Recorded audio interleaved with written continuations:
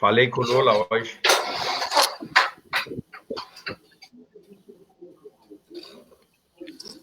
Muito boa noite. Boa noite a todos. Essa é a live, um diálogo da esquerda em meio à pandemia do coronavírus. Estamos iniciando a nossa transmissão na página do PT do Rio Grande do Sul. E, de antemão, quero agradecer já aos nossos convidados dessa noite, o Alexandre Conceição, do MST, e o Amarildo Sensi, da CUT. Hoje nós vamos dialogar com os movimentos sociais sobre a temática do coronavírus, essa pandemia mundial que vem assustando o planeta, trazendo uma problemática enorme no campo da saúde pública. É uma crise sanitária que nós estamos vivendo. E, para além da crise sanitária, nós também vamos avaliar aqui com os companheiros dos movimentos esses aspectos que são da garantia de renda e empregos. Como é que a classe trabalhadora e os movimentos sociais têm enxergado esse processo no país, no mundo, e vamos aqui trocando as nossas impressões sobre o tema com o nosso público que nos acompanha de casa. Quero dar boa noite aos internautas, boa noite, Juliana, boa noite, Suelen. Pergunto se vocês nos ouvem bem. Se temos uma boa escuta, nós já vamos iniciando, né, a nossa prosa aqui.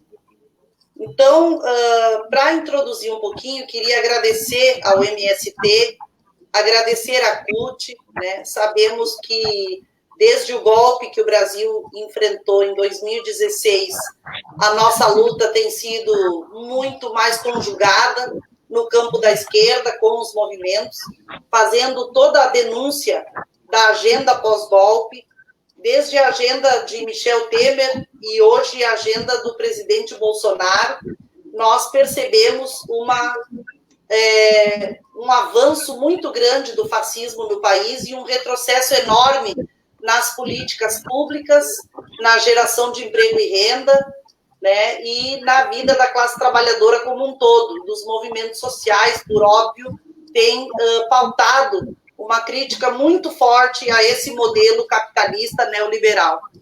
E nos deparamos com a pandemia do coronavírus no Brasil completamente despreparados do ponto de vista da saúde, em razão da emenda constitucional 95, que vem congelando os investimentos na área da saúde, na área social, a diminuição dos benefícios dos programas sociais que fizeram o Brasil sair do mapa da fome nos últimos anos, o ataque às universidades, onde nós poderíamos hoje estar construindo as possibilidades científicas através da pesquisa para enfrentarmos essa pandemia de forma mais alertada, mais reconhecida com a expertise do mundo acadêmico, mas sabemos que o governo Bolsonaro vem atacando fortemente a ciência e a pesquisa. E também, do ponto de vista da classe trabalhadora, um momento onde a crise econômica já era grande no país. A crise econômica já estava se aprofundando em razão do desemprego, do alto custo de vida, da retirada de direitos dos trabalhadores. Hoje há uma gama muito grande de trabalhadores informais e com as reformas da Previdência e a reforma trabalhista, o trabalho também hoje está bastante precarizado. Então, eu faço essa abertura do contexto político, econômico do país, porque nós hoje vamos dialogar diante desse cenário do coronavírus. Diante desse cenário, nós vamos hoje refletir com o MST, com o cenário que nós temos no país, o cenário que nós temos aqui no estado do Rio Grande do Sul, com o governador Leite. Enfrentamos um período aqui de grande estiagem.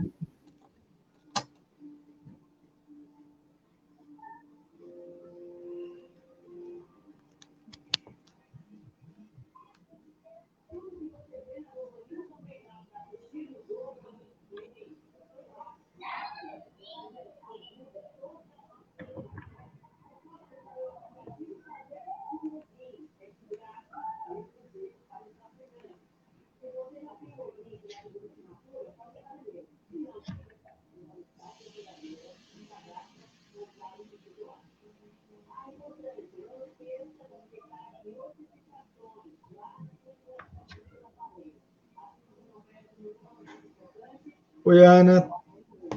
Nós não estamos te escutando mais. E agora? Voltou. Voltei. Então, eu encerrava essa abertura, né, falando do aspecto da seca aqui no Rio Grande do Sul, desse processo de estiagem. O MST pode refletir sobre essa situação dos prejuízos que o povo do campo enfrenta com relação à falta de medidas, e também a classe trabalhadora como um todo, organizada através da CUT, dos movimentos sindicais, enfrentando essa agenda. Nós temos, então, um aspecto de ordem sanitária e de saúde pública, que se agrava cada vez mais.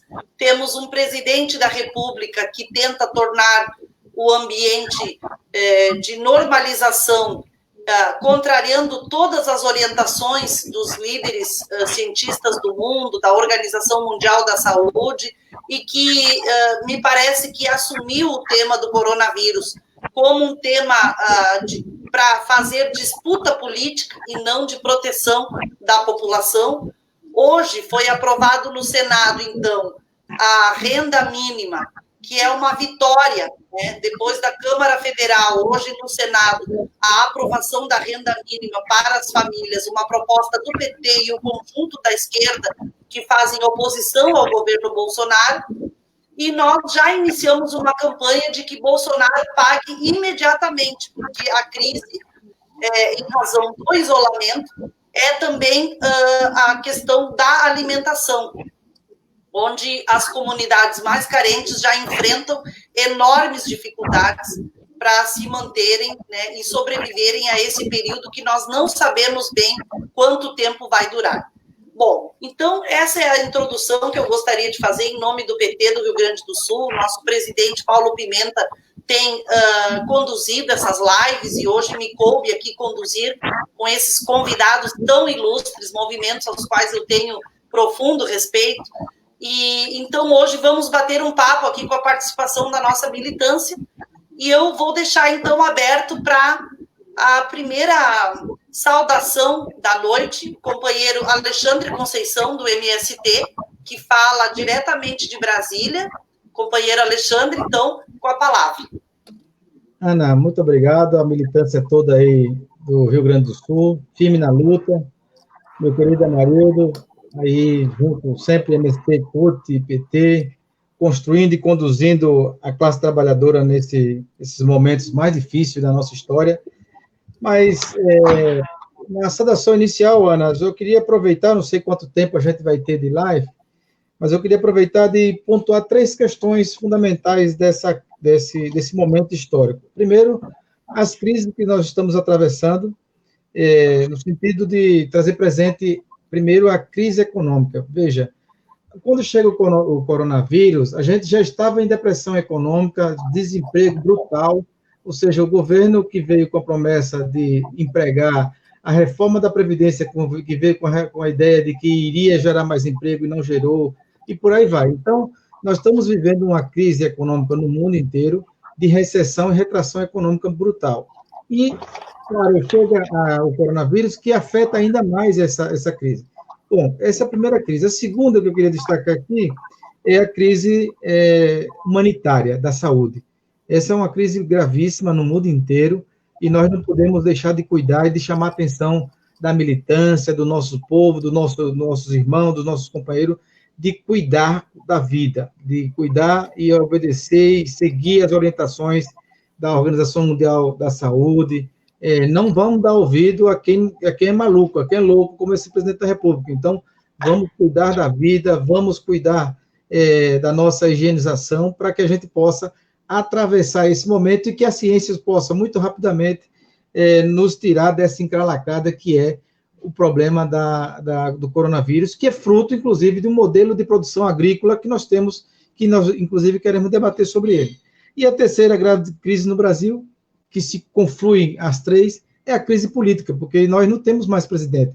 Nós temos um gabinete do ódio que domina a presidência da República, com os filhos do Bolsonaro e o próprio Bolsonaro, que, inclusive, não tem mais moral nenhuma política com governadores, com as entidades nacionais, com as entidades de classe, ou seja, nós estamos num completo desgoverno para enfrentar essas 3 crises. Então, portanto, qualquer ações que nós temos que fazer daqui para frente, ela passa também por tirarmos o empecilho que atrapalha e que, digamos, joga mais fogo ou mais vírus nas ruas, que é o próprio Bolsonaro. Então, o Bolsonaro hoje é um empecilho para a democracia, para resolver a crise econômica e para resolver a crise humanitária da saúde. Então, eu queria trazer esses 3 elementos para a gente iniciar nosso debate, nosso diálogo, e mandar já de pronto aqui também um abraço para o presidente do PT, o nosso querido presidente Paulo Pimenta,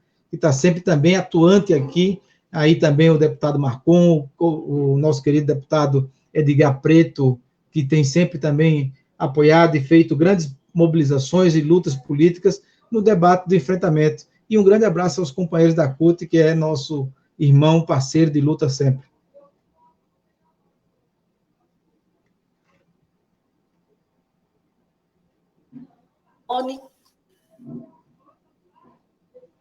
O André, eu silenciei os microfones de quem não estava falando durante para evitar um pouquinho desse ruído, né? Espero que tenha melhorado um pouquinho.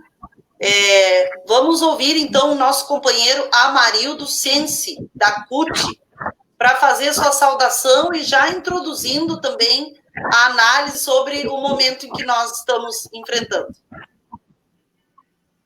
Olha, boa noite, obrigado, Ana, pelo convite, ao PT, enfim, que é um partido das nossas referências, o Alexandre Conceição, que aqui pelo MST, movimento que a gente tem um carinho e uma história de lutas, digamos assim, orelhada, como a gente diz na linguagem mais caipira aqui, e que nos organiza e que, digamos assim, nos referencia para a classe trabalhadora e ela precisa muito de nós.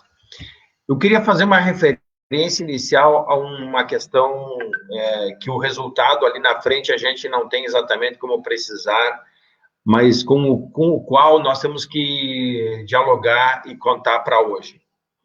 Tem um modelo que é proposto desse desmonte internacional, mundial, do sistema de saúde e tal, em nome de um projeto concentrador, um projeto que financiariza o trabalho, financiariza e tal.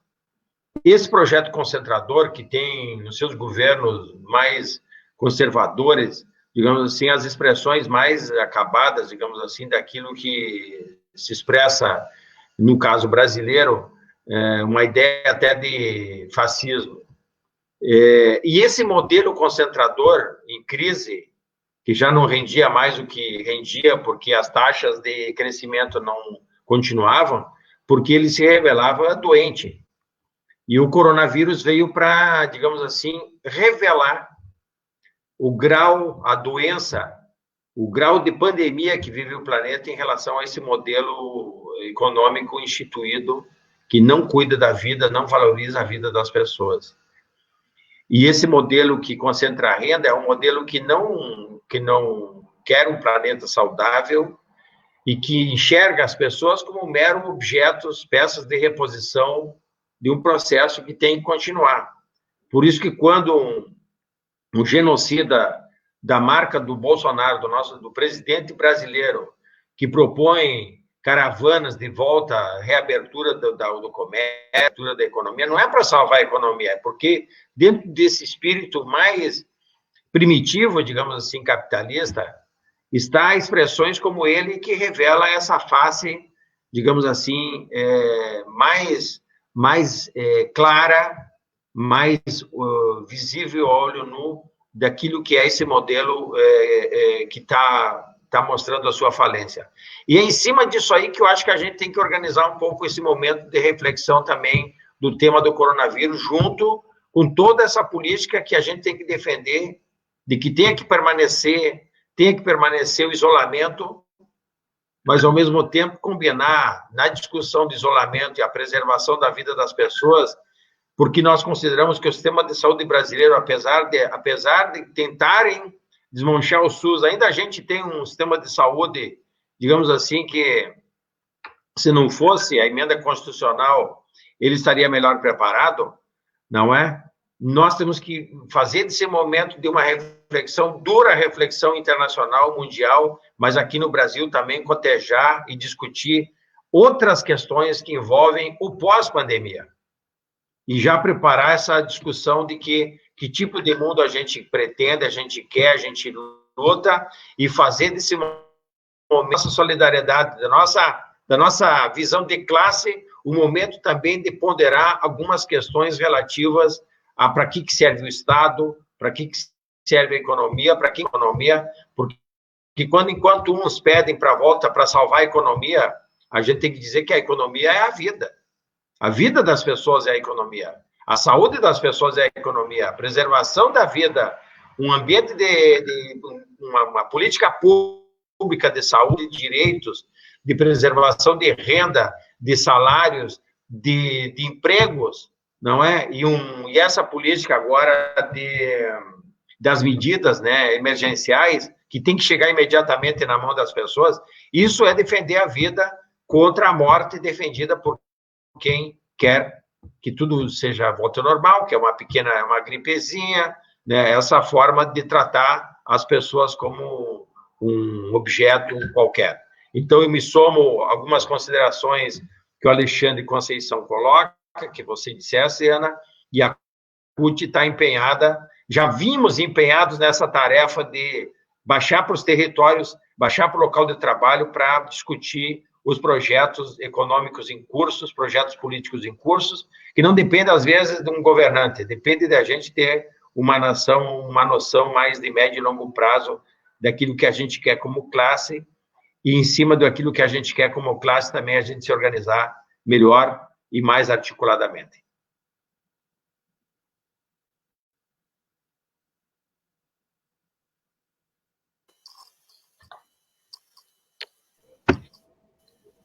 Obrigada, Marildo. Não sei se tu ouvias bem, Alexandre. Para mim, às vezes, saía meio mastigadinho o som. Tá bom para ti?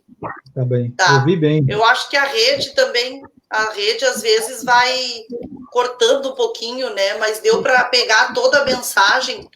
Eu vou aqui dar uma olhadinha nos participantes da nossa live, cumprimentando, então, a Tabita Strasburger, que escuta bem, a Ana Lídia, de Arroio do Sal, Litoral Gaúcho, a Rosana Maria Rodrigues, boa noite, companheiros e companheiras, a Renata Frank Moreira, a Suelen Aires Gonçalves, que é presidenta das mulheres do PT, né, preside a nossa setorial estadual, todos aqui desejando muito boa noite, o Lipe Santos, né, e a abordagem aqui, paga logo Bolsonaro. Parabéns para vocês, gratidão, prevenção, não sair de casa. Marisa Silveira, também boa noite. Bom, nós temos visto e acompanhado no mundo o nível de investimentos que os países têm feito de proteção às famílias mais vulneráveis, também de proteção aos empregos, garantindo minimamente a renda dos trabalhadores que estão parados em razão do coronavírus. E os estudos apontam que o Brasil está com medidas muito insuficientes até o presente momento neste sentido, né? O nosso país, bem vocês falaram, o presidente Bolsonaro, ele nega a pandemia, ele se coloca a serviço do grande empresariado, fazendo uma política de tentar tornar o clima de normalidade e promover a que as pessoas saiam do isolamento e vão trabalhar, como se fosse um exagero nessa prevenção. Ele não apresenta medidas econômicas que dialoguem com a classe trabalhadora, com os trabalhadores autônomos, com as pessoas que são do Bolsa Família, que, diga-se de passagem, diminuiu bastante o número de beneficiários no seu governo. Hoje nós estamos na expectativa de que esse projeto de renda mínima ele seja executado rapidamente em razão da crise que as pessoas já começam a enfrentar. E aí, na avaliação de vocês, enquanto movimentos sociais, o Alexandre apresentou aqui 3 eixos para a gente fazer uma avaliação, também Bolsonaro e Leite, né? As medidas que estão tomando, muitas vezes lavando as mãos, não é? Os investimentos em hospitais, em UTIs, tanto na saúde pública como para a classe trabalhadora, têm sido muito pequenos. Nós tínhamos até dúvida se esse projeto da renda mínima seria, de fato, aplicado pelo presidente, porque ele joga na contramão, ele força a classe trabalhadora a voltar ao trabalho para servir aos interesses do capital. Mas essa crise, ela, no Brasil, ainda não atingiu o pico, e nós estamos muito preocupados com o crescimento da pandemia no mundo e os exemplos de outros países que ignoraram essa fase, como a Itália, e que hoje estão com uma casa de 900 mortos por dia, em razão de não terem respeitado as condições da prevenção. Como é que vocês avaliam as medidas que o Brasil não está tomando, as referências no mundo que nós temos de experiência de medidas econômicas que podem e devem ser adotadas pelo nosso chefe de Estado, e também no governo do Estado, né, que o governador vem precarizando o serviço público de forma muito veemente, tanto a educação pública como os servidores estão enfrentando uma questão que é também de condições dignas de trabalho, há 5 anos com salários parcelados e atrasados, e eu gostaria que vocês falassem um pouquinho sobre as medidas que vocês consideram, né, enquanto movimentos sociais, que seriam estratégicas para a gente apontar um caminho na área da proteção social e da questão da garantia de renda para os trabalhadores. Ô, Ana, eu vou sempre aqui aproveitar o momento e mandar sempre um abraço. Agora eu quero mandar um abraço para os companheiros assentados e acampados da reforma agrária, todos os companheiros da agricultura familiar, que, aliás, são os que produzem 70% de todo o alimento que vai à mesa do trabalhador brasileiro. Então, um grande abraço a todos os assentados da reforma agrária, os lutadores aí do Rio Grande do Sul, que têm feito esse país, de fato, se alimentar. Mas, veja, com relação às medidas, a gente tinha um governo da Dilma que foi golpeado injustamente, sem prova e sem crime, e, em seguida, entrou o governo Temer, com a promessa de que bastava tirar Dilma que melhorava as coisas. Bom, essa promessa não se concretizou, porque eles tiraram Dilma de forma corrupta, continuaram fazendo a corrupção e implementando um modelo ultraneoliberal no Brasil. E esse modelo ultraneoliberal na saúde significou 2 coisas. Quase o fim da aposentadoria com a reforma da Previdência e as medidas que eles foram tomando, inclusive tirando o orçamento do próprio SUS. Eles começaram a acabar com o SUS, dando ao mercado a saúde privada. Como essa ideia, essa lógica de que o mercado resolve tudo. Está aí, os dias se passaram, o coronavírus chegou e mostrou e provou para o mundo inteiro que o mercado só pensa em lucro, não vai resolver o problema da classe trabalhadora, não vai resolver o problema da saúde e nem da educação. Então, portanto, a falácia do Bolsonaro, do senhor Guedes, caiu por terra, porque quem está salvando, quem deveria salvar e quem tem recursos para salvar é o Estado brasileiro, são os Estados nacionais. Veja, os Estados Unidos, com Trump, vai botar milhões na conta dos trabalhadores nos Estados Unidos. A Angela Merkel igual. Na Venezuela, o presidente Nicolás Maduro está pagando o salário de todos os funcionários públicos e dos funcionários privados, ou seja, é a mão forte do Estado que cuida da classe trabalhadora. Então, portanto, a classe trabalhadora não pode se esquecer e nem pode duvidar de que o Estado nós temos que tê-lo em nossas mãos para aplicar as políticas em benefício da classe trabalhadora. Então, nesse sentido, com o sucateamento do SUS e das políticas públicas, Ana, nós tivemos uma crise fundamental aí do emprego, são mais de 12 milhões de desempregados, mais de 40 milhões que estão na precarização, E para onde vai esse povo? Pela renda mínima de Bolsonaro e Guedes, quando eles iniciaram a fazer esse debate, não sei se vocês lembram, eles votaram uma medida colocando os trabalhadores 4 meses sem direito a salário. Depois recuaram por pressão popular. Em seguida, eles quiseram aprovar uma medida, essa renda básica, de R$200. Os movimentos, através dos seus partidos políticos, o PT encabeçou, o PSOL, o PCdoB, o PDT, o PSDB, o PSB, se juntaram e conseguiram aprovar uma renda básica de 600. Mas essa renda básica, vamos lembrar ela já era uma proposta muito antiga do PT, do senador Eduardo Suplicy, que inclusive agora, com o coronavírus, conseguimos aprovar. Agora, não basta só aprovar hoje no Senado. Nós queremos que essa medida chegue amanhã, porque a fome não espera. Os trabalhadores, os precários, sobretudo os precarizados, estão à míngua, precisando do alimento. Então, essa medida, essa vitória da renda mínima, foi uma vitória dos movimentos populares, dos partidos políticos da oposição, e não é dádiva nem do seu Guedes, muito menos do seu Bolsonaro. É uma conquista da classe trabalhadora. Eu queria frisar bem isso. A segunda questão, com relação também ao enfrentamento dessa crise no campo,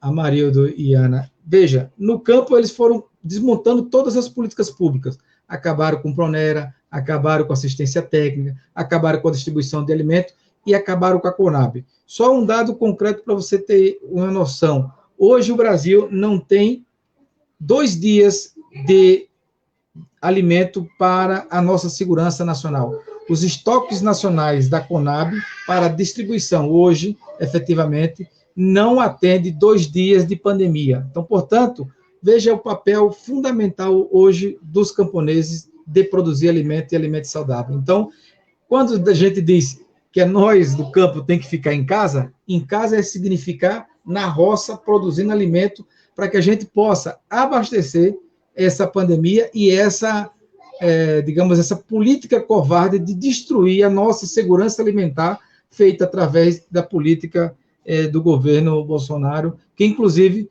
quer vender os silos da Conab, quer privatizar a Conab. Então, portanto, o papel dos camponeses nesse momento histórico para enfrentamento da crise é fundamental nesse sentido. Por isso, meus camaradas, para não demorar muito aqui, passar para o companheiro Amarildo, esta semana passada nós tivemos, através do Núcleo Agrário, que é um órgão, uma entidade do Partido dos Trabalhadores, coordenado pelo deputado João Daniel do Sergipe, junto com os movimentos populares, nós fizemos um grande debate e chegamos a um consenso, pelo menos de 20 medidas emergenciais para resolver o problema do campo.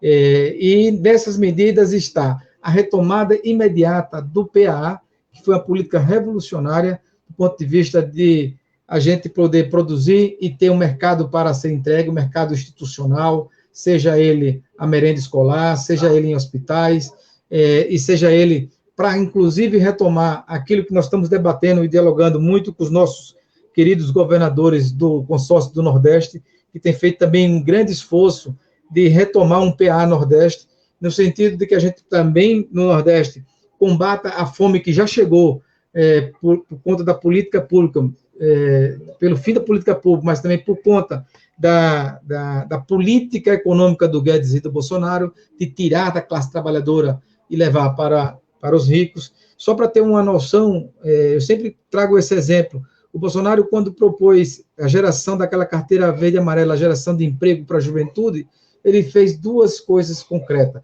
Ele pegou 10 bilhões,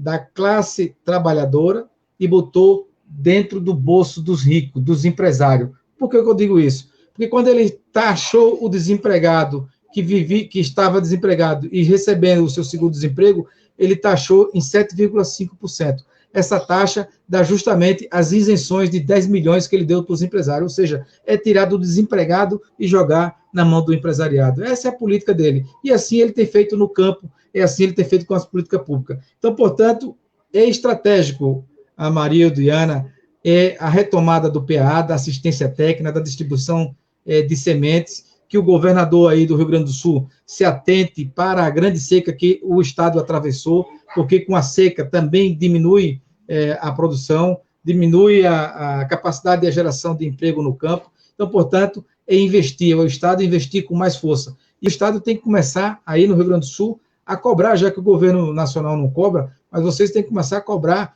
da Cargill, da Monsanto, da Bayer, os royalties de que ela produz aí e não paga um centavo de ICMS. O governo do estado tem que cobrar ICMS das grandes fortunas, mas, sobretudo, das grandes transnacionais que produz no campo aí no Rio Grande do Sul, para ir resolvendo o problema da terra, o problema da produção de alimentos. E por isso que a gente tem dito de que, para resolver o problema da crise, podem contar com os trabalhadores rurais e agricultura familiar, que produz 70%. Mas, para isso, nós precisamos ter estados que se dediquem a isso, e, para isso, nós temos que ter uma CUT forte, um MST forte, um PT forte, as organizações fortes, para fazer as pressões políticas para que a gente possa desenvolver as nossas políticas. Porque nada, para nós, chega de graça se não for na pressão. Hoje, nós somos, basicamente, uns 400 mil assentados na reforma agrária do Brasil. Nenhum assentamento desse veio dado de graça. Todos eles, ou foi por pressão indígena, negra, popular, ou foi por pressão dos sem terra, que ocuparam o latifúndio. Nenhum deles foi política de governo para poder fazer. Então, portanto, seja governo A, B ou C, a pressão popular ela é fundamental para a gente avançar. Agora, com o governo fascista, aí a história é outra. Aí o enfrentamento é outro. Por isso que nós temos que estar buscando a unidade política para continuar produzindo alimento para abastecer as cidades, cuidar da saúde para que a gente não seja contaminado pelos coronavírus, mas, ao mesmo tempo, construir a unidade da classe trabalhadora para, de imediato, derrotar esse governo Bolsonaro e construir um governo da classe trabalhadora.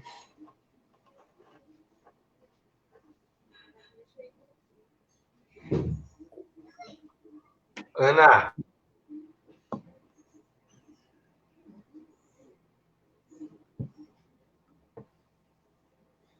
Oi? Amarildo. Ela não estou escutando a Ana, ela está falando. Ô, Ana, está me ouvindo? Eu não estou escutando a Ana também, não. Não está, né? Não. Bom, deixa eu falando aí, ô Alexandre, porque aí o tempo está passando. Oi. Então. Oi, me ouvem agora? Claro. Então, o Alexandre trouxe pontos importantes aqui, medidas emergenciais, que, na verdade, são medidas estruturantes também, né, Alexandre, da política da agricultura. Nós sempre defendemos isso, mas estamos num momento de revés de todas as políticas que a gente construiu nos governos Lula e Dilma. Então, hoje, elas são emergenciais, mas não deixam de ser estruturantes. E eu queria, então, que o Amarildo também dialogasse sobre isso. Hoje nós discutimos na reunião da Executiva Estadual que o governo anunciou um empréstimo para empresas para pagamento de folha de pagamento para as pequenas empresas, salários até 3 mil, né? E o PT está defendendo que o governo federal assuma a folha das pequenas empresas durante esse período e abra empréstimo para salários superiores a 3 mil. Então, assim, do ponto de vista do trabalho, das pequenas empresas, dos trabalhadores, eu queria ouvir a CUT com relação a essa questão dos trabalhadores parados, né? A gente viu essa medida que ele tentou e foi derrotado no início da semana passada. E como é que vocês estão enxergando também medidas emergenciais e estruturantes para essa questão? Ô, Amarildo, só mais uma coisinha também, Amarildo. É importante também você colocar a importância de ter também recursos para as cooperativas de produção rural, que muitas vezes elas também não entram nessas políticas públicas, sabe, que emergencial. As cooperativas de crédito, as cooperativas de produção da agricultura familiar, também é importante ela ter acesso aos créditos, inclusive a uns créditos menos burocratizados para continuar a produção com mais rapidez que a gente necessita. Obrigado, desculpa. Eu diria, viu, Alexandre, Ana, que um momento como esse que a gente vive, a gente, na verdade, tem que recuperar uma base que reestruture um pouco as relações que a gente vive socialmente.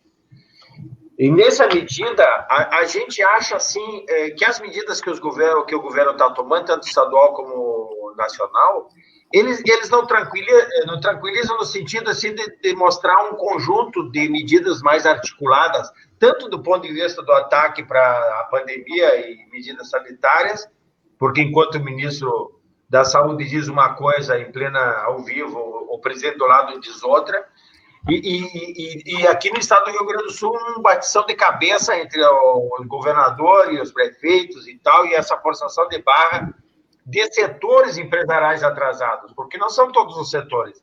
Tem setores de empregadores e tal que sentou à mesa de negociações com a gente para estabelecer um calendário de 30, 60, 90 dias para manter salário, condições de trabalho, as pessoas em casa, quando volta, quem vai trabalhar se precisa e tal, as condições com que vai trabalhar e tal. Eu diria, o que a gente tá defendendo? Primeiro, tem que liberar em torno de 100 bilhões de reais, e nós adotamos a máxima ali que o setor, os economistas discutiram naquele relatório que fizeram, e hoje, inclusive, a gente tinha uma live com os economistas, a gente não conseguiu viabilizar em função da sobrecarga, né? Está todo mundo em casa pendurado na internet, mas a gente participou, eu participei hoje de uma reunião da CUT Nacional, de toda a direção, em que o Lula estava lá na reunião. Claro, da casa dele, é óbvio, mas ele participou da tarde toda da reunião.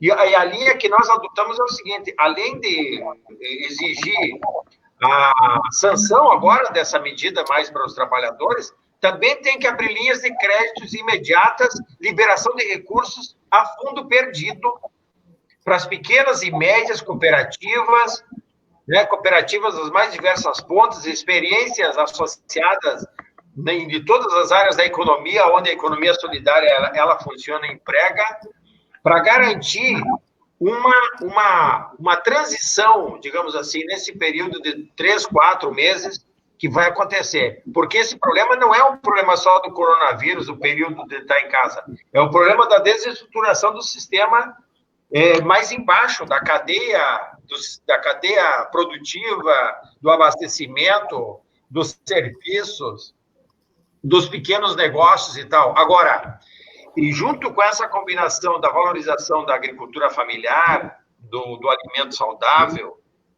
essa discussão, por exemplo, não tem nenhuma medida de controle da cesta básica. Nenhuma medida. E existem empresas repassando leite para os pequenos armazéns das comunidades, dos bairros, das favelas e tal, a R$ 3,70. E a população tem que comprar o leite a R$ 5,30. E o produtor lá na ponta ganhando R$ 1,20 no sistema. Então, tem que ter medidas em relação também ao controle dessa avareza que se coloca em momentos dramáticos como a gente vive, que é uma guerra, né? Claro, para nós é também uma guerra que está se colocando a questão da classe. E nós temos que fazer uma aliança contra esse modelo que quer explorar a qualquer custo. Explora na pandemia, explora sem pandemia, explora o trabalhador, explora o cidadão mais vulnerável. Porque eu compro no supermercado que o leite, classe média, em que o leite está R$ 3,10. E como é que as empresas estão repassando esse mesmo produto para os mercadinhos de bairro a R$ 3,70?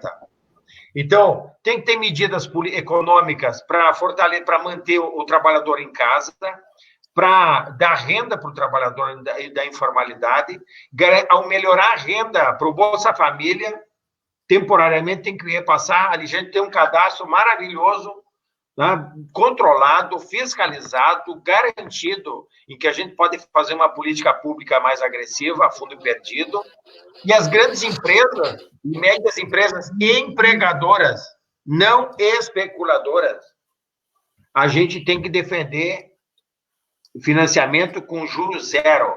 Agora alguém pergunta, como é que vai sair, não vai sair? Além do Tesouro Nacional, vamos discutir até onde sai o dinheiro. Esse sistema financeiro que só ganha as grandes rentistas, os dividendos, as grandes fortunas, os grandes patrimônios que não pagam impostos. Vamos discutir também de onde é que pode sair esse dinheiro emergencialmente. A banca vai ficar assistindo? e ganhando 150 bilhões de reais de lucro no ano de 2019, é esse dinheiro nós precisaríamos para bancar toda essa tragédia, essa transição para a pandemia. A exemplo do que está fazendo a Argentina, um país vizinho, que é bem mais pobre que o Brasil, economicamente, e que está garantindo o repasse para os empresários, para as empresas pequenas e médias que mantêm o salário e o emprego, garantia de repasse proporcional ao emprego e à renda e essa despesa que as empresas estão fazendo. Assim como nós temos que garantir as empresas pequenas e médias cooperativas e tal, e o trabalhador, a gente tem que garantir o informal, garantir o idoso, garantir renda para aquelas milhões de pessoas que não têm emprego e que a gente precisa socorrer, dar uma mão nessa hora. Porque a hora é difícil e a hora é de quem tem lado. E o nosso lado é o lado do trabalhador, das pessoas mais vulneráveis, as pessoas pobres, e vamos fazer de tudo para que essas pessoas sejam protegidas, atendidas o melhor possível nessa hora. E essa é a hora dos partidos de esquerda, essa hora é a hora dos lutadores sociais, essa é a hora de quem acredita que outro mundo, outra economia e outra sociedade a gente pode construir, mesmo num ambiente de pandemia, mesmo num ambiente de medo de todo mundo em casa. A gente na CUT não está ficando em casa, não é que a gente está se atirando por aí, mas nós estamos com carros de som, passando nos bairros, nas comunidades, pedindo para as pessoas ficarem em casa, defendendo uma renda mínima, já há 2 semanas, defendendo uma renda mínima, e temos uma política de orientação para que as estruturas sindicais elas se abram para atender as demandas dos trabalhadores, os trabalhadores vulneráveis, que nessa hora muitos deles nem sindicato têm, em função do desmonte promovido, ou de um certo peleguismo também que andava por aí, que já não atendia numa condição normal. Imagina numa situação atual. Então, nós estamos, enquanto CUT, irmanados nessa frente e achando que o Estado brasileiro, e agora é a hora dos Estados, né, para desfazer o liberalismo internacional, agora os Estados é que tem que mostrar a sua cara. E não é o Bolsonaro o governante, é o Estado. Essa hora do Estado, por isso, dinheiro para a saúde, dinheiro para o trabalhador, para garantir essa cadeia produtiva que garante o alimento na mesa das pessoas, a gente precisa defender fundamentalmente. Viu, Ana? A gente, então, listou uma série de questões que hoje a gente foi discutindo na CUT Nacional, né? Por exemplo, fazer, inclusive, uma inversão de investimentos no setor da indústria, que pode emergencialmente produzir respiradores, máscara, fazer uma inversão no setor industrial que tem essa capacidade, não é? Mais recurso para proteger as populações indígenas, quilombolas, esses setores que às vezes ficam isolados de políticas públicas, esse controle da cesta básica, do preço da cesta básica, revogação e discussão imediata da emenda 95, com a suspensão da tramitação de qualquer outra lei que possa estar em curso, como, por exemplo, aquela de redução do salário dos servidores públicos estaduais, municipais e federais, porque a hora não é de cortar salário, a hora de estimular para que as pessoas estejam a serviço dos outros, além da proteção dos pequenos e médios, cooperativas e tudo mais, e obviamente, dinheiro novo para o SUS.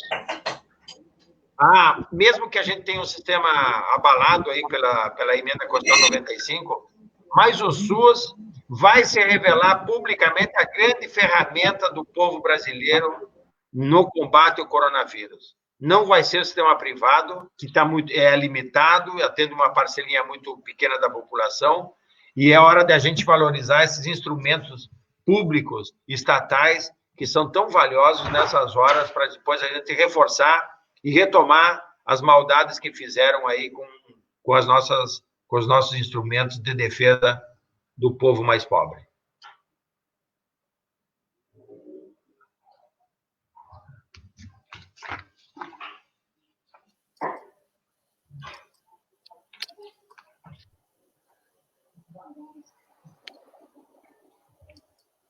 Obrigada, Amarildo. Alexandre. Cadê tu, Alexandre? Aí o Alexandre voltou. Isso, abre teu microfone aí. Agora. Aí, Alexandre deu uma sumida, voltou ligeirinho, né? Mas o Amarildo embalou aqui na linha justa, né? É a hora do Estado brasileiro investir, abrir linhas de crédito para proteger os pequenos, as cooperativas, proteger a população indígena, aumentar os investimentos no Bolsa Família, a taxação das grandes fortunas, que é um debate que a gente já vem fazendo há mais tempo. Vou dar uma olhadinha aqui nas pessoas que estão participando. Oi? Ana, não. Linha de crédito, não. Sistema cooperativado, sistema da economia solidária, pequenas e médias, empregadoras, empresas, é fundo perdido. A gente tem que garantir certo. que o pessoal mantenha o salário e o emprego das pessoas. Certo. Linhas de crédito imediatas a fundo perdido. Isso? Linha de crédito ajuda zero para empregadores de maior porte e tal. E aí tem condições. Beleza. Então, aqui o nosso público participando, enfim, o leite é a mesma linha do Bolsonaro, diz a Ana Lídia. Estamos tendo uma aula de política e economia, professora Rosana. PTRS, intensificar a pressão pelo paga logo Bolsonaro nesses dias. Saudações, saudades das políticas públicas e igualitárias de inclusão social do PT. Temos que intensificar a pressão, paga logo Bolsonaro. Os trabalhadores não podem ficar sem renda. É a nossa hora, Marildo, é isso aí. O SUS é nosso, revoga a emenda constitucional 95. Mais uma vez, parabéns à professora Rosana. O Adriano Pires, também, que é do CEPER Sindicato, também estava por aqui. Bom, nós temos já 50 minutos de live, passa rápido, né? A gente tem combinado, assim, de ficar em torno de 1 hora, para não cansar as pessoas. Então, acho que agora a gente tem uns 10 minutinhos aí para fazer um fechamento. O Alexandre, o Amarildo, né? Hoje nós elaboramos uma nota, enquanto executivo estadual do partido, estamos repassando aqui sobre o tema do emprego e renda, né? Essa necessidade de garantia de linhas de financiamento e crédito de capital de giro para socorrer os pequenos e médios empreendimentos, medidas para os trabalhadores intermitentes, que são quase 25% dos empregos gerados no Rio Grande do Sul, né? E para os pequenos negócios que não conseguirão acessar linhas de créditos que o governo anunciou. Aqui, a nossa bancada federal apresentou um projeto do salário quarentena em discussão na Câmara Federal. Aí, sobre o tema do isolamento social, né, nós precisamos continuar fazendo a nossa campanha preventiva e orientando as pessoas de que quanto mais isolados nós ficarmos agora e menos em movimento, isto colabora muito para que o nosso sistema de saúde não entre em colapso na hora do pico, que nós ainda vamos enfrentar no Estado. Apoio a essas medidas na área da saúde, aportes estruturantes para os hospitais, né?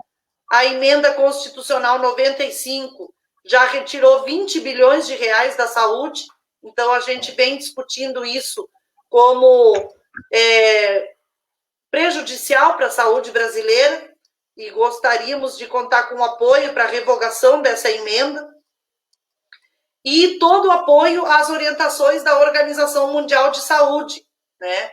Apoiando todas as medidas que os cientistas têm feito. As nossas prefeituras dos nossos municípios, aqui São Leopoldo e outras cidades, têm lutado bravamente, né, para manter a proteção social. Inclusive, os estudantes que estão hoje sem aula estão recebendo os kits de alimentação, porque nós sabemos que uma boa parte são oriundos do Bolsa Família, e a merenda escolar é a única refeição do dia dessas crianças.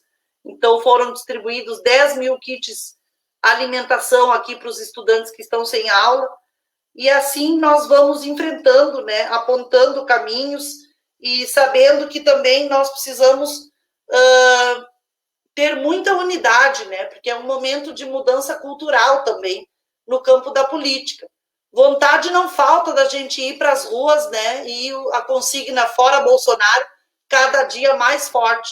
Mas temos adotado os panelaços como uma forma de nos mantermos isolados, mas não deixando de protestar, né, diante deste presidente que não considera a população brasileira.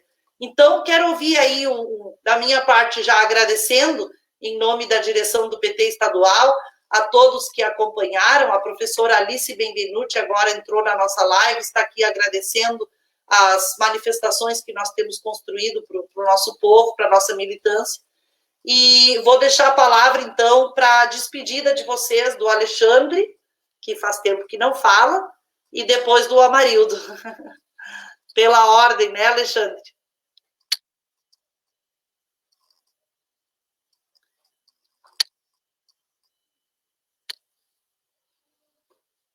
Liga o microfone. Microfone, isso. Aí. Agora Sim. Muito bem, então, Ana, Amarildo, primeiro agradecer também a todos os internautas que nos estão acompanhando, a militância do PT aí do Rio Grande do Sul, a todos os trabalhadores que estão aí, de alguma forma, debatendo, discutindo, se preparando, se organizando para enfrentar e passar essa maré braba. Essa maré vai passar e a gente vai sair muito mais fortalecido desse processo. Agora, eu queria trazer, antes de fazer a minha despedida final, alguns elementos muito rápidos de informação. Primeiro, com relação ao trabalho intermitente, Amarildo, acaba de chegar aqui a informação da companheira Ana, de que o projeto de lei número 766 vai entrar amanhã em votação no Senado, e esse projeto justamente vai tratar da regulamentação do trabalho intermitente, que isso interessa muito à classe trabalhadora, e uma emenda do PT, através do senador Jacques Wagner, institui os pescadores artesanais como trabalhadores formais. Isso é uma vitória importante nesse momento, então eu queria dizer que nós estamos vendo isso e dizer que nossos pescadores têm direito a ser reconhecidos e sua dignidade estabelecida. E, por último, então, ainda falando das medidas, muito rapidamente, medidas emergenciais que a gente tem feito e pedido aí para o campo? Primeiro, a liberação emergencial para o programa de habitação rural. Eles paralisaram completamente. E quem vive numa casa vive muito melhor do ponto de vista da saúde. E quem vive no barraco de lona preta, as condições de saúde são muito precárias. Então, é a liberação dos recursos para habitação rural e urbana.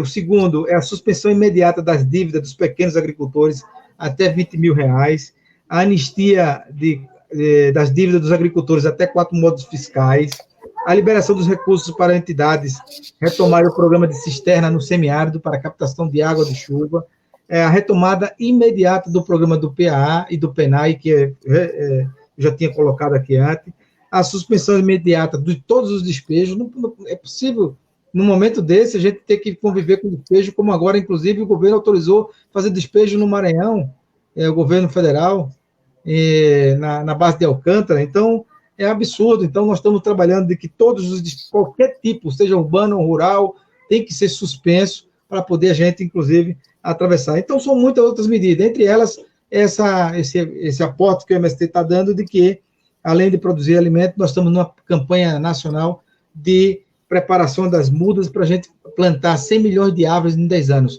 recuperar as nascentes, recuperar o nosso meio ambiente, e, nesse sentido, a gente recuperar e fazer um debate da agricultura que nós temos, uma agricultura baseada no agronegócio, baseada no veneno, baseada na exportação de commodities e que não produz alimento. E a agricultura familiar, que está penando aí para sobreviver ao ditame do governo Bolsonaro, e que nós vamos resistir e vamos sobreviver produzindo alimento para a classe trabalhadora. Por último, então, para encerrar aqui, já me despedindo de todos vocês, um tema fundamental nesse momento que nós estamos vivendo, além da política, é pessoal, que toca nosso coração, é a solidariedade. Esse é o momento que nós temos que ser solidários cada vez mais. E nosso movimento, nossos indivíduos, o papel do indivíduo na história vai nos comprovar isso, que a solidariedade, só o povo salva o povo. Não é governo só que vai nos salvar, é nós mesmos que vamos nos salvar buscando a unidade política, buscando a organização, as bandeiras da classe trabalhadora para implementar uma luta para derrotar o fascismo, o neoliberalismo no nosso continente. E por isso, a solidariedade é uma palavra fundamental nesse processo, não como palavra vazia, mas como um processo que a gente possa efetivamente fazê-los e trazer como exemplo aqui o Armazém do Campo, que são as lojas de agroecologia que a MST tem, e a do Recife, hoje já passa de 6 mil marmitas distribuídas para a população de rua que não tem onde morar, que não tem o que comer, que não tem onde dormir. Então, são exemplos como esse que nós temos que fazer cada vez mais nesse processo de salvar o nosso povo, porque só nós podemos salvar o nosso povo e, ao mesmo tempo, junto, salvar o Brasil e a soberania alimentar. Um grande abraço, muito bom participar do programa com vocês e saudações petistas. Obrigada, Alexandre. Amarildo.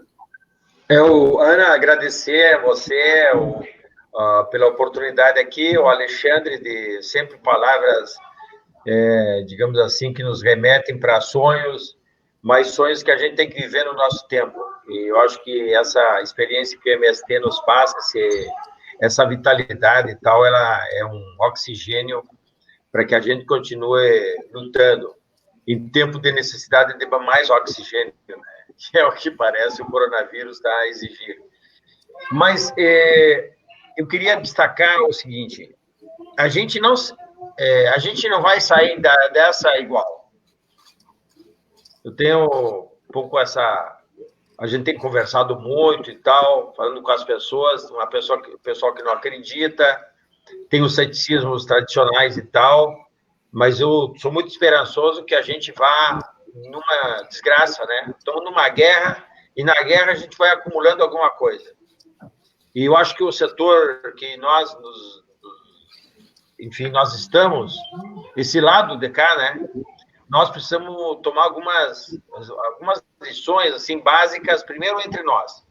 Eu acho que a gente precisa horizontalizar mais processos, discutir mais projetos, de funcionamento das coisas, dos direitos, as implicações dos direitos que se estendem, são de classe, né, que envolve a questão das raças, dos gêneros, das questões ambientais, as questões que envolvem a nossa convivência em geral. Então, se nós não seremos mais os mesmos, vamos aproveitar esse momento com base na solidariedade, mas com essa visão de classe, a gente discutir, aprofundar e começar a construir um certo novo que a gente possa ir colocando aos poucos no lugar. Porque o capitalismo vai estar passando por um perrengue desgraçado. Os 2 trilhões que o Estado americano está botando na economia americana é para salvar a população, é verdade, mas não é só por causa das vidas. Eles querem salvar os rentistas, um esquema que eles têm que proteger ali. Agora, exemplo de solidariedade, Cuba, mandando os médicos lá para a Europa, né? Os países pobres enviando ajuda humanitária para os países ricos. É uma coisa que faz a gente pensar, e eu acho que a gente tem que aproveitar. Então, imediatamente, eu acho que a gente tem que entrar nessa luta do ponto de vista do curtilho, que essa renda ela chegue o mais urgente possível para as pessoas, chegue urgente para as pessoas, que a gente tenha, viu, Alexandre, também faça um esforço de proteção desses trabalhadores na área da saúde, que continuam no ônibus, que continuam trabalhando 20, 30, 40, 50 horas, agora com a medida provisória que bota eles para trabalhar, ao invés de contratar mais gente. Eu acho que a gente vai ter que ter um carinho especial e solidariedade com esse público, com essa gente que mora nas comunidades, que mora nos bairros, que não mora, exceto os médicos, mas o restante, que a maioria mora nas comunidades, e, ao mesmo tempo, desenvolver políticas de solidariedade que cuidem das pessoas, da saúde das pessoas, do seu alimento, e que a gente lute por políticas que os protejam o máximo possível desse genocida que é o presidente, mas que está um pouco, esse genocida, infelizmente, na cabeça de muita gente por aí, e nessa hora é a hora de fazer essa luta e ganhar parcela da população do nosso lado. Acho que é o momento da gente somar, e a gente somar bem para sair daqui mais fortalecidos, mais unidos e prontos para o que vier, o que vai vir pela frente, porque o capitalismo vai querer respirar e vai vir com tudo para cima de nós de novo. Tá bom? Obrigado, Ana. Obrigado, Alexandre. Prazer te conhecer. Tamo junto. Um abraço, um beijo para vocês. E quem nos escutou. Ó, quem está aqui, ó. Agora é hora do verbo. Que linda! Angelina, então, Angelina comendo um macarrãozinho, hein, Angelina? Angelina comendo um espaguete, Angelina. Querida. Do Lula. É do Lula. Bom, então eu quero agradecer em nome da direção do PT estadual, saudar as nossas crianças na live, né? Tão importante, eu acho que quando a gente olha para eles, a gente compreende o significado do que a gente está fazendo agora e do que a gente está vivendo, né? O exemplo de solidariedade que é o MST e sempre foi, né, na resistência em defesa do alimento, da terra, a luta dos trabalhadores, né, através da CUT, dos sindicatos. Acho que isso é um momento realmente que reforça os nossos princípios de sociedade e a luta de classe se acirra cada vez mais, né? E que essa pandemia que está aí para nos trazer o reflexo do que é o capitalismo no mundo, do quanto as coisas têm crescido de uma forma a contagiar mentes, né, numa ideia de sociedade onde o ser humano é um objeto. Eu acho que nós podemos também, nesse processo, fortalecer a nossa ideia de sociedade, apontar o socialismo, reverter, né, medidas e essa estrutura de Estado, que sempre foi uma estrutura de exploração, né, e que ainda não alcançamos o patamar tanto da democracia como da liberdade, da igualdade entre nós, homens e mulheres.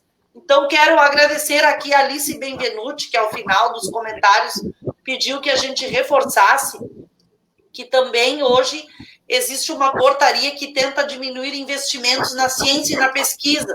Importante que a gente possa reverter também essa opinião do presidente Bolsonaro e do ministro da Educação de enfrentamento na área da educação e da pesquisa, porque é dali que pode sair, né, a expertise que o Brasil precisa para projetar a novidade, né, e a cura para muitos problemas que afetam a saúde brasileira. Saudar, então, a Nara Frida, o Carvalho, a Márcia Carvalho, e agradecer. Alexandre, eu também não te conhecia, foi um prazer te conhecer, né? Somos parceiros, um grande abraço, o grande João Pedro Stedley, que representa esse movimento em nível nacional e tantas lideranças que aos poucos vou conhecendo e considero todos irmãos e companheiros. A Marildo, muito obrigada, a CUT, a toda a luta que vocês fazem diariamente, que nós possamos continuar irmanados, né? Irmanados, de braços dados, fazendo essa disputa de projeto na sociedade e representando a nossa opinião política nesse momento tão conturbado da política nacional. Então, um grande abraço a todos. Sim. Ô Alexandre, nós estávamos discutindo o desafio. Aqui, a CUT no Rio Grande do Sul, a gente tem em torno de 340 mil trabalhadores vinculados aos sindicatos cutistas. O desafio de cada um trabalhador cutista plantar uma árvore. Isso já daria uma quantidade legal. Mil árvores lá. Seria excelente. Vamos fazer uma parceria, pode contar.